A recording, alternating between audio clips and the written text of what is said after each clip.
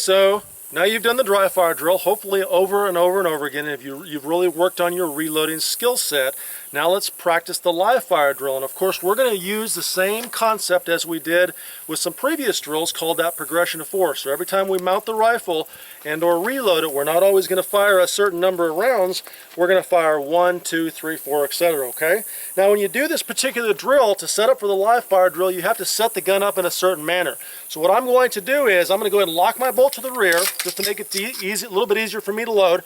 I'm going to grab my live magazine. I'm going to load 1 round in the chamber.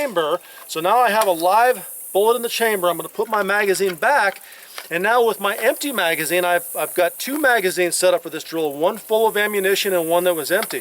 Now I'm going to insert the empty one in the mag well, so you know it, when I fire that first round, I'm always going to get bolt lock, and I'm going to have to practice my reload.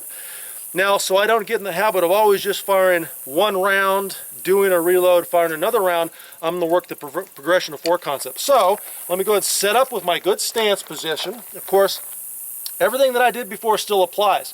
I don't want to give up ground to my previous training drills. So if I've really been working on recoil control, I want to make sure I'm following all those same principles.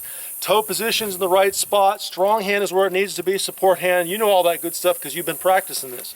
So to practice the reload drill, I'm simply going to mount the rifle, wiping that safety off, fire that shot. Of course, I perceive I got a dead trigger and I felt the bolt lock to the rear. So I'm going to go ahead and do the reload with the rifle on my shoulder, and I'm ready to fire another shot. Out of the window, off the trigger, safety back on. Then of course I'm going to get my leg day in today, so I'm going to do my squat down, grab the old magazine that dropped out of the gun, retain the rifle, practice my tack load, putting the empty magazine back in, my full magazine goes back in my pouch. Okay, so now I have the rifle set back up in a progression of 4. Remember, the second repetition I'm going to fire 2 rounds. So I'm going to have to mount the rifle, perform a reload, and fire 1 more round. Here we go.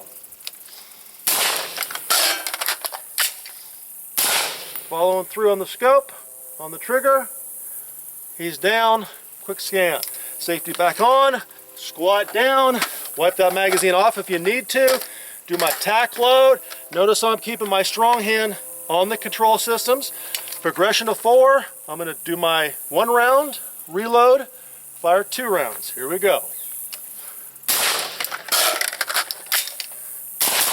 So after I did that reload, I needed to regain my recoil control because now I'm firing multiple rounds. Of course, safety back on, squat down, set it up. 1 more time.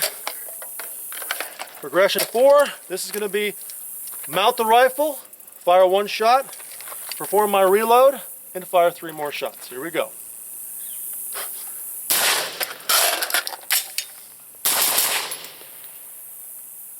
Making sure that elbow's down, nice and low, everything's controlled. And as you do this, 1, 2, 3, 4, 3, 2, 1, you're simply going to continue to repeat the drill. And notice that as I continue to go up in round count, for example, 2 rounds or 3 rounds after the reload, I had to make sure I was utilizing those good recoil control principles. So you're still working on recoil control as well as reloading the rifle. So there's your live fire drill. Get out to the range, rep it out, work on that reload.